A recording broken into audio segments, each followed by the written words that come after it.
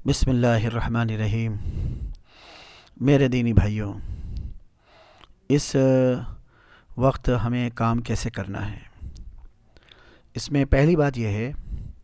کہ آپ اپنے روزانہ مسجد کے جو ساتھی ہیں،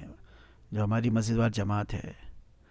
اگر 15-20 ساتھی ہیں یا اس سے زیادہ ہیں تو پھر 2 ٹکڑوں میں 3 ٹکڑوں میں،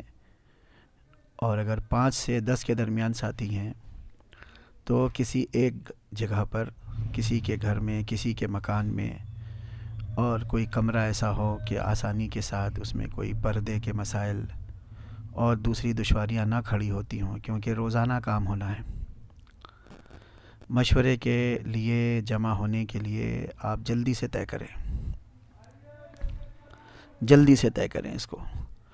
کیونکہ مشورہ نہیں تو محنت نہیں، محنت نہیں تو اعمال نہیں۔ اور پھر اگر ہمارا یہ وقت بغیر اعمال کے، بغیر دعوت کے، بغیر محنت کے گزر گیا تو اس کے بعد ہم محنت پر واپس آئیں گے کہ نہیں آئیں گے، یہ بڑا مشکل ہوگا کہنا۔ تو ہم وہاں بیٹھ کر اسی طرح سے بیٹھیں، اسی طرح سے مشورے میں جمع ہوں کہ میری ذات سے لے کر سارے عالم کے ایک ایک انسان، مرد عورت میں،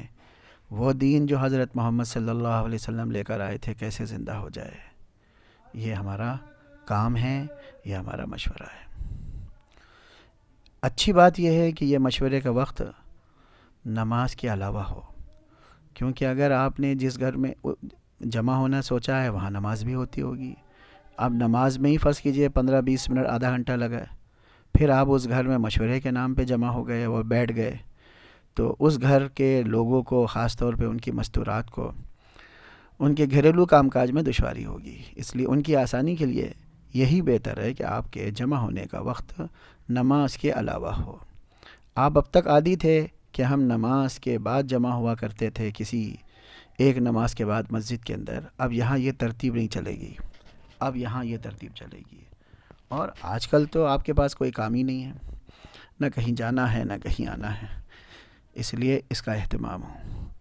پھر روزانہ کی جو مسجد وار جماعت کی تعلیم کا حلقہ ہے، اس کا اہتمام ہو، اس کا اہتمام ہو، اہتمام سے تعلیم ہو۔ یہ روز کے 2 کام ہو گئے۔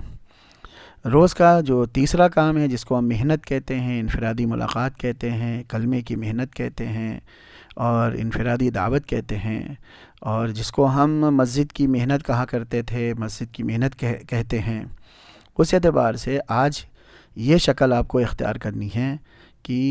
ایک آدمی ایک گھر کے لیے طے کیا جائے، اور وہ اکیلے جائے گا، 2 نہیں جائیں گے۔ ہاں، 2 نہیں جائیں گے۔ مکہ مکرمہ میں ایک ہی آدمی جاتا تھا، ایک آدمی جائے گا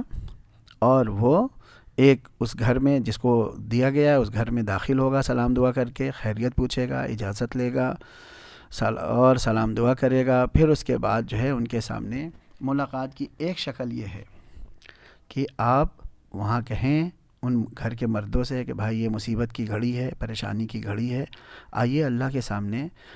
سامنے مانگیں، اللہ سے مانگیں، اور آپ وہاں دعا کریں۔ دعا کے ذریعے سے ان کا ذہن اللہ سے جڑے گا، اور دعا کا جو مضمون ہو وہ ایسا ہو جیسے ہم ایمان کا مذاکرہ کر رہے ہیں، ہم ان کو جو ہے کوئی درد مند گفتگو سنا رہے ہیں۔ ایسا کریں، یہ ہماری ملاقات کا طریقہ، ایسا کر کے واپس آ جائیں، ان کو کہیں جمع ہونے